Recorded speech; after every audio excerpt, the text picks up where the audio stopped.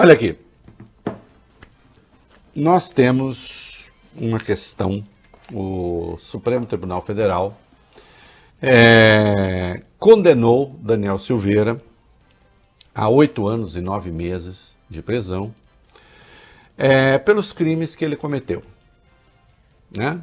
Nós sabemos, o atentado ao Estado Democrático de Direito e coação no curso do processo. O que isso quer dizer? Ele tinha ele era réu em 2 ações e ele ameaçou o tribunal para que o tribunal fizesse aquilo que ele gostaria que fosse feito, né? E também ameaçou o Estado Democrático de Direito, tá certo? Respectivamente, artigos 344 e 359-L do Código Penal. 8 anos e 9 meses. Vejam só, por 10 votos a 1, até mesmo o voto do Mendonça conta nesse caso, nós temos uma coisa importante aí, seu André Coutinho, seu Bob Furruia. O que o Supremo decidiu é o seguinte: nem tudo pode ser dito. Existe, já tenho aqui, meu amor, a questão do Bolsonaro, já tenho. A minha mulher veio me trazer aqui. É uma informação nova. Nem tudo pode ser dito, obviamente. Liberdade de expressão não é crime. Você pode fazer crítica ácida, dura, irônica, o que quiser. Cometer crime, não. E o seu Daniel Silveira cometeu. Tanto naquele vídeo que resultou na sua prisão preventiva, como em outras declarações. O artigo 53 da Constituição assegura, né, a imunidade parlamentar. Mas já é jurisprudência do Supremo, seu Coutinho, que a imunidade parlamentar serve ao exercício do mandato. Eu não posso ser perseguido por opiniões, votos, etc., no exercício do meu mandato. Não é? A imunidade não é um biombo para você se esconder, ou não é um escudo para você se proteger e ficar cometendo crimes. Eu já dei aqui o exemplo mais banal e terrivelmente banal. Imagine um deputado que passasse a ser um defensor, sei lá, da pedofilia, da escravidão, ou o que quer que seja. Do tráfico de drogas. Ah, não, eu sou parlamentar, eu posso chegar lá e defender o tráfico de drogas. E combinar ali como é que eu vou vender cocaína, etc. Não! O mandato não serve para isso. Nem para esse crime, nem para outros quaisquer. Então, por 10 a 1, o Supremo referendou. Referendou, eu digo porque em outros julgamentos já havia ficado claro que a imunidade parlamentar não pode tudo. O próprio Bolsonaro é réu. O Bolsonaro é réu por apologia do estupro e injúria quando ele era deputado. Isso foi na primeira turma, por 4 votos a 1. Ele se tornou réu 2 vezes, quando fez aquela declaração contra a Maria do Rosário. Eu não estupraria você porque você não merece. Depois deu uma entrevista dizendo que ela é muito feia. Se eu fosse estuprador, não estupraria porque ela é muito feia. Né? Então a imunidade parlamentar não pode tudo. Agora, por 10 a 1, o Supremo disse de novo 10 a 1 nesse caso. Né? E a condenação do Bolsonaro a 8 anos e 9 meses se deu por 9 a 2. Por que por 9 a 2? Porque a pena proposta pelo Mendonça foi menor. Ele viu ali a coação no curso do processo, mas não viu o ataque ao Estado Democrático de Direito, e, portanto, a pena dele é de menos de 3 anos. E também a multa que ele aplicou foi menor. A do Alexandre, endossada pelos 8 ministros, outros de R$ 212.100, depois quando se fez a devida correção. E os ministros votaram pela cassação do mandato de Silveira. E aí resulta alguma confusão. Coutinho. Você sabe que assim, às vezes as pessoas cometem erros de boa fé e o erro lá adiante, assim, ele é de boa fé, mas aí ele te cobra, assim, gente de má fé usa o seu erro de boa fé. Tá aí que é melhor não errar. Né? Tanto quanto possível. Porque senão acaba dando problema, acaba dando confusão.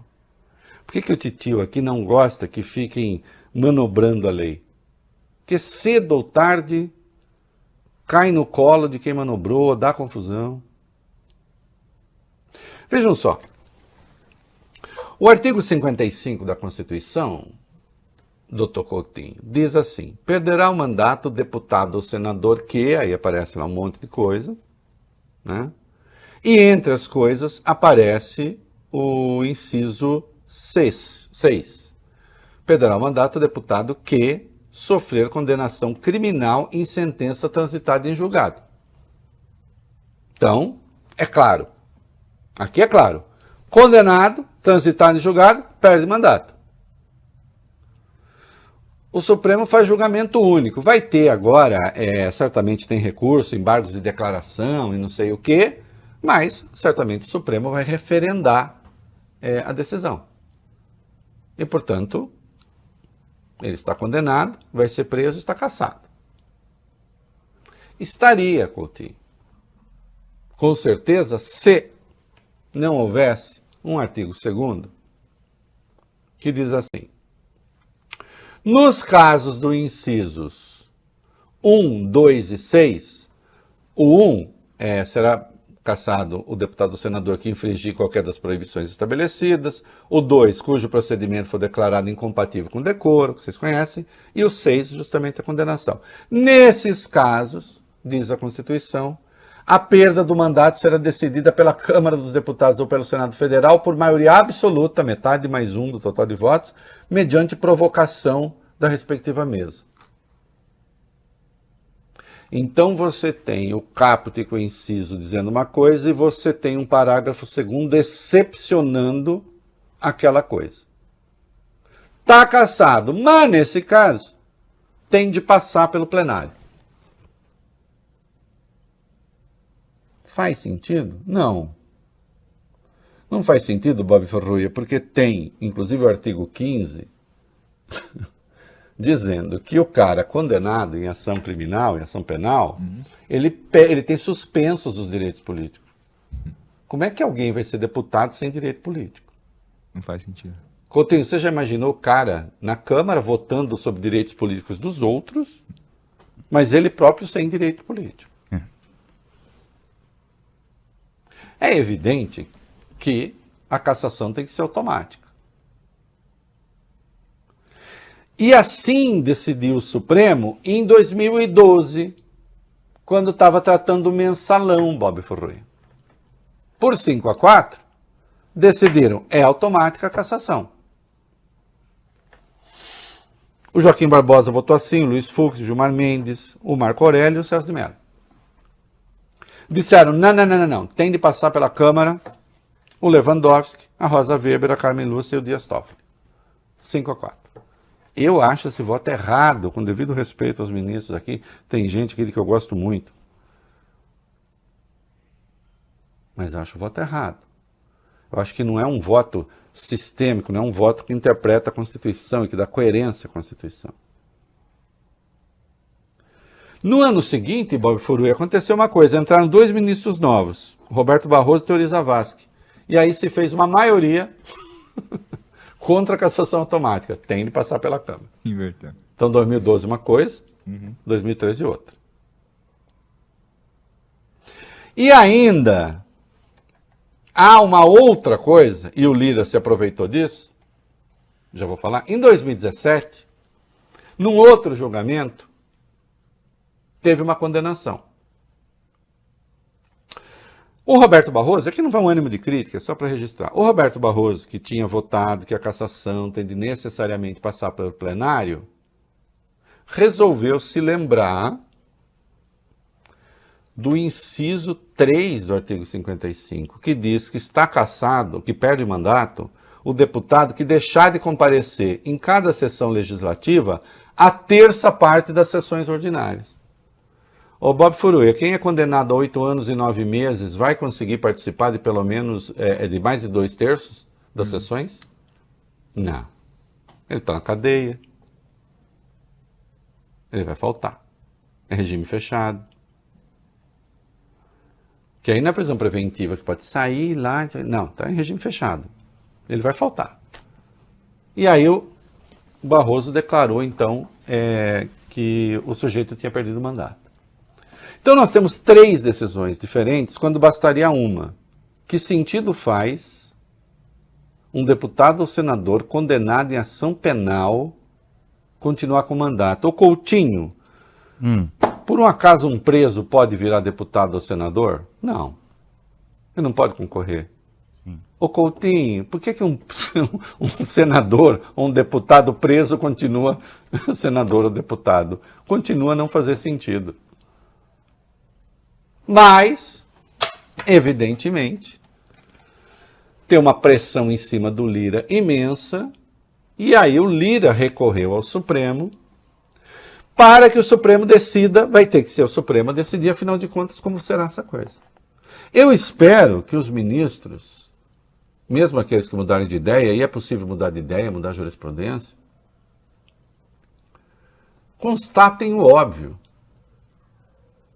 Alguém condenado numa ação penal não pode representar a população. Sem o que se criaria uma espécie de obrigação moral para que os já penados também tenham a força da representação. Vocês já imaginaram o que isso significaria para os partidos do crime?